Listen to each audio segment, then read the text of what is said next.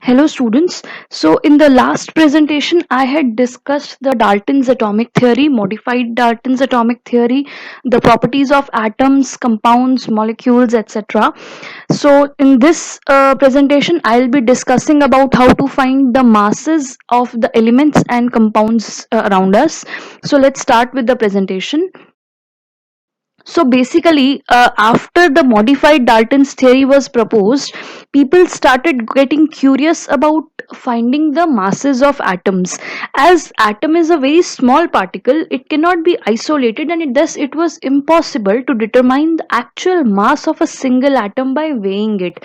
But there was an idea that we can find the mass of an atom by, calculating or weighing a large sample of elements and then dividing it by the number of atoms that the sample would have contained. But it was a very good idea, but it was not as easy as it seemed. So basically, there was a theory of Avogadro which made this thing clear, which I'll be discussing in a couple of while. Before that, I would like to explain you more about the atoms and atomic masses and the molecular masses. So basically, what happened? The atomic masses were initially supposed to be obtained using one single element as a reference. So what the scientists did was they took a hydrogen atom as a reference. They took its mass as 1 because it was the lightest element, so they took its mass as 1 and then started finding the atomic masses of other elements by comparing them with the mass of hydrogen atom. Okay, so in that case, what happened? The all the masses that will be obtained will be relative to the mass of hydrogen atom taken as 1. But what happened in this case? Atomic masses of all those elements which they tried to find out using hydrogen atom, they started coming out in fractions. So what they did, the scientists changed their reference to oxygen atom. They took the mass of the reference mass of oxygen as 16, and then again they started finding the relative masses of other elements by taking oxygen as a reference. This was a better reference than hydrogen, but still they found out that better than oxygen, carbon was supposed to be acting as the best reference to find the relative masses of all the other elements in the periodic table. So on this basis, the reference for finding relative masses, since finding actual mass was a very difficult task, people started sticking on the relative masses. So finding the relative mass of all the other elements using carbon as a reference became very easy. It turned out that the masses of the relative masses of all the elements, finding them and their accuracy was quite good if they took carbon as a reference. So basically, carbon is a very good atom to find the relative masses of all the other elements. That's how the definition of atomic mass came into existence, and that is atomic mass of an element. Just a second. Yeah. So atomic mass of an element is the number of times of an atom of that element is heavier than an atom of carbon whose mass is taken as 12. So what we are doing, we are taking the mass of carbon as 12 and then we are finding how heavy that particular element whose mass we want to find out is in comparison to carbon. So we are going to just see how heavy or light that particular element is in comparison to carbon 12. Okay, this is for your information. These are just the definitions. Finding masses of elements and molecules is comparatively much easier, but still I want you to understand this concept in depth because it's very simple and very important at the same time. Okay, so we can also say that an atomic mass is the average relative mass of its atoms compared with an atom of carbon 12 taken as 12. Carbon 12 here means that in I think you have studied in your previous classes that carbon has 3 isotopes: carbon 12, 13 and 14. Since carbon 12 is the most abundant isotope, we take the mass of carbon as 12. So we are just going to find out the atomic mass in as an average relative mass in comparison to carbon 12 atoms, whose mass is going to be taken as 12. One So from here we give the definition of AMU. AMU is the atomic mass unit. Basically, atomic mass unit is the unit in which we are going to weigh all these elements. We are going to determine the masses of the elements, and that is equal to 1/12 of the mass of an atom of carbon 12 isotope. For example, the mass of hydrogen is 1, or we can say 1 atomic mass unit. So basically it is the unit in which the masses of all the elements are going to be expressed. Again, I am repeating, it's only going to be the elements and not compounds, because it is atomic mass unit. It will only be helpful in understanding, or being a unit. It will be only acting as a unit for the atoms, not for molecules.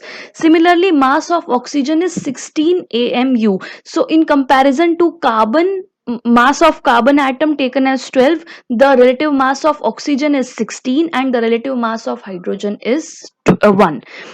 This is what this means. Okay, so let's move ahead. Finding atomic mass of an element is very simple.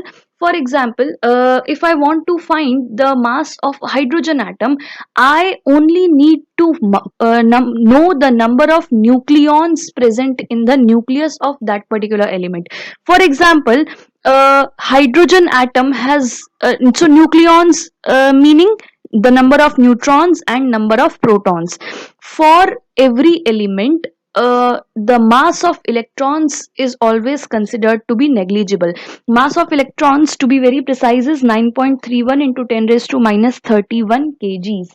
And this mass, being very very small, is always neglected whenever we are trying to find the atomic mass of any element. So for every element, mass will be equal to number of neutrons plus number of protons. For hydrogen atom, number of neutrons is 0 and number of protons is 1, because the nucleus of hydrogen atom contains one proton and no neutrons. So the mass of hydrogen atom will be equal to 1 AMU. For deuterium, which is an isotope of hydrogen, it has one neutron and one proton, and so 1 plus 1 will give me the mass of deuterium atom as 2 atomic mass units. For tritium, it is yet another isotope of hydrogen. It has 2 neutrons and 1 proton, and so the mass of tritium atom becomes 2 plus 1, which gives us 3 AMU.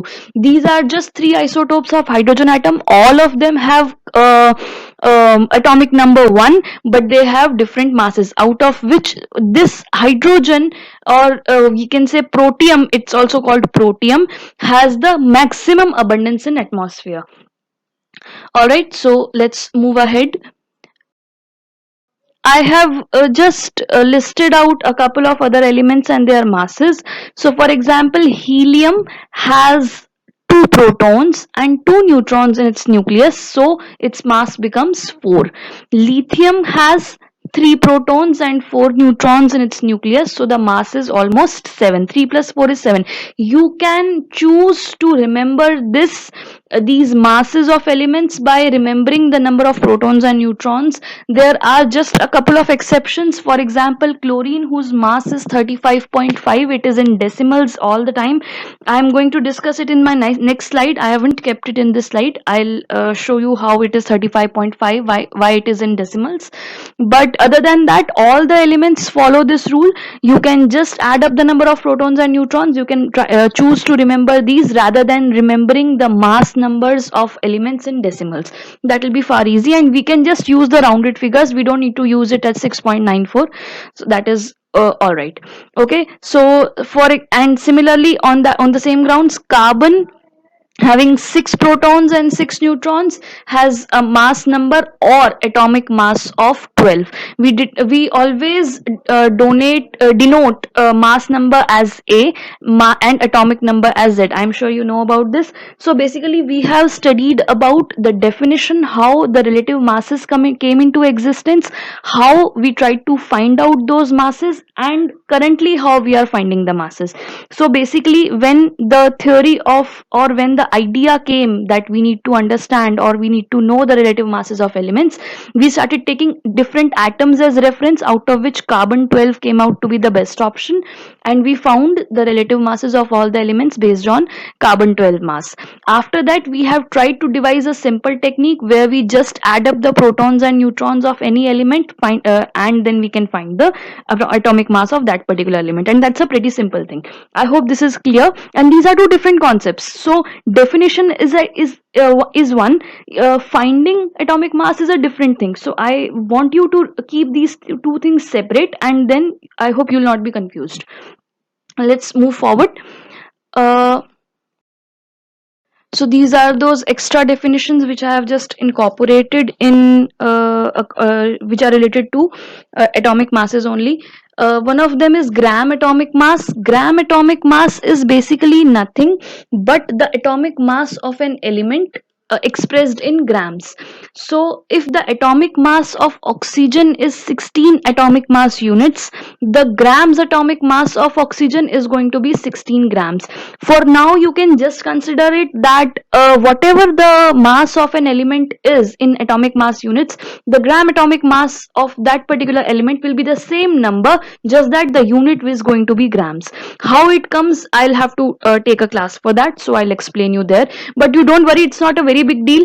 You just need to remember that whatever the atomic mass of every element is in atomic mass units, that the same number is going to be there in the gram atomic mass, just that the unit is going to become grams.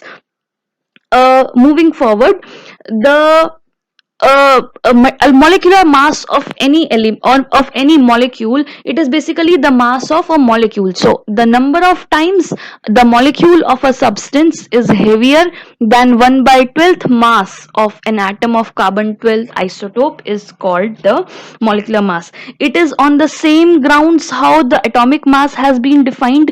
It is absolutely the same way how the molecular atomic mass is defined. Just the difference is, there we take atoms whose masses we are finding in reference to carbon 12 atom. Here we are taking molecules in who, and the reference is going to remain same.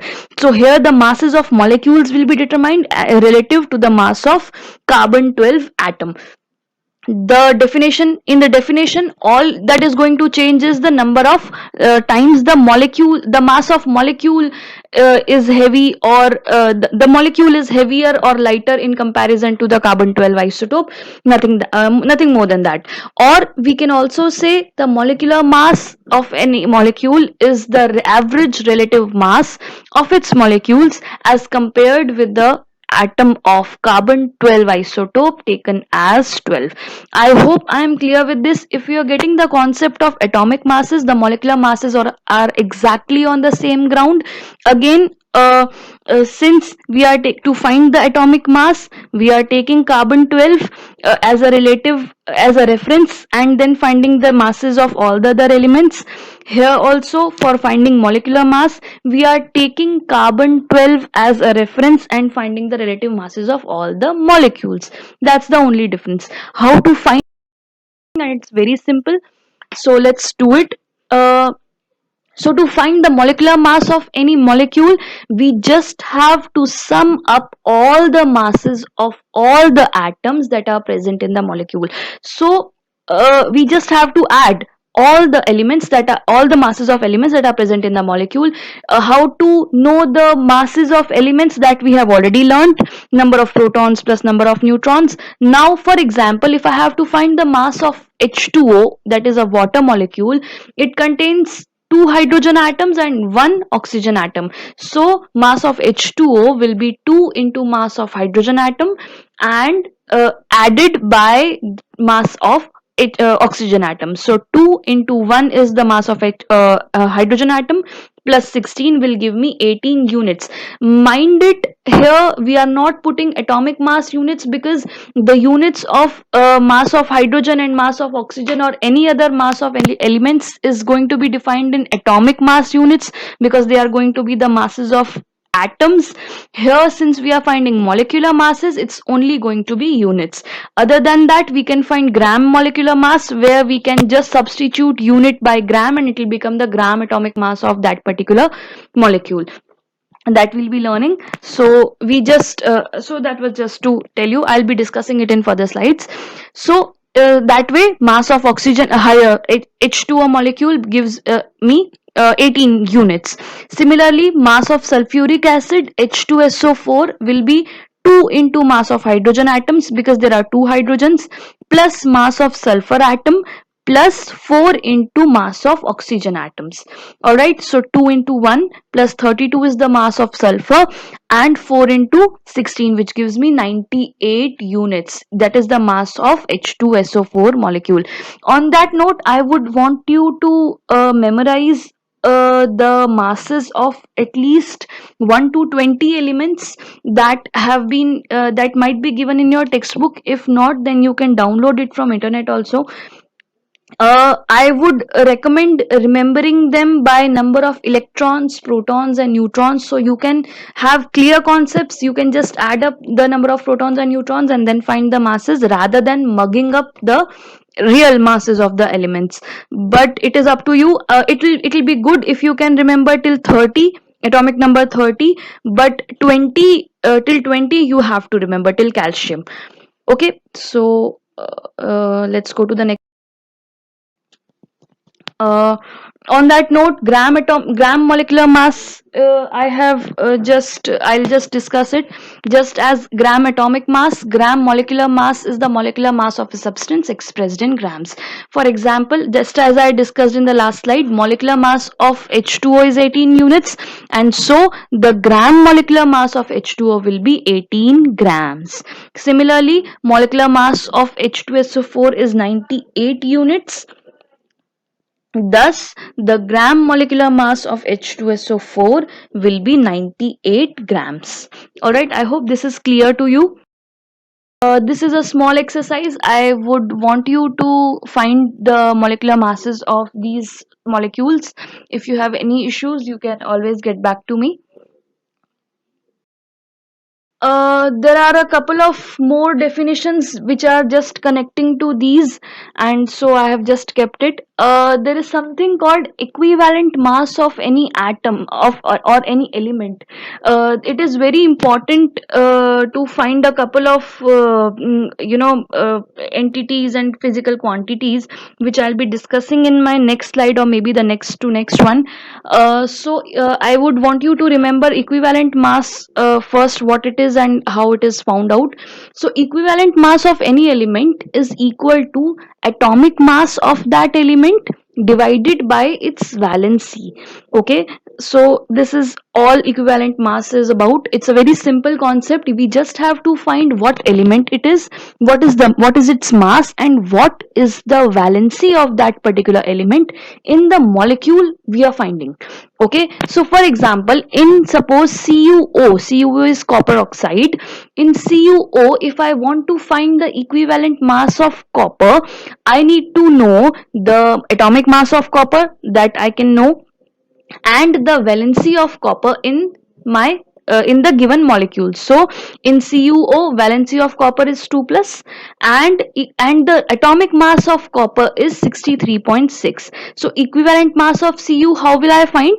63.6. So atomic mass of copper divided by its valency. So 63.6 divided by 2. Remember here, positive or negative charge does not have a meaning. It does not have any significance. We just want the number, because valency doesn't have a charge. I have just kept it for the sake of convenience. Valency of copper is 2, so the equivalent mass of copper in CuO will be 63.6 divided by 2, that is 31.8. Similarly, to clear the concept, I have taken another example. If I want to find the equivalent mass of copper in Cu2O, here the valency of copper is +1, or you can say just 1. So the equivalent mass of copper will be 63.6 divided by 1, which will give me 63.6. So for a single atom in different molecules, it can have different equivalent masses. Okay, it's a very important concept. I want you to understand this. The just have this is also very important. Equivalent mass of we can find equivalent masses of almost every element or every molecule. For acids and bases, it's very important. Again, you will slowly understand how and why it is so important and why I'm discussing it right now. And it's absolutely a very simple concept. So whenever we have to find the equivalent mass of an acid, what we have to do, simply take the molecular mass of that acid and divide it by its basicity.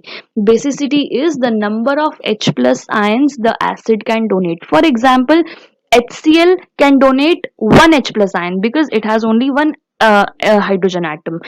H2SO4 can donate 2. So that is the basicity of H2SO4. Basicity of HCl is 1, basicity of H2SO4 is 2, and so on. So if I have to find the equivalent mass of an acid, I just have to divide the molecular mass of an acid by the number of hydrogen atoms it can donate. Alright, on the same grounds, equivalent mass of a base I can find by dividing the molecular mass of a base by the number of OH minus ions that particular base can donate. Alright, I would want you to solve a couple of exercises based on this, and for that I'll give you another presentation, and in that I'll give you a couple of exercises, and we'll discuss more about the mole concept and the importance of all these terms that we have learned in this presentation. I just want you to go through this presentation and understand and be thorough with these concepts. If you have any doubts, you can always get back to us. This is all for this presentation.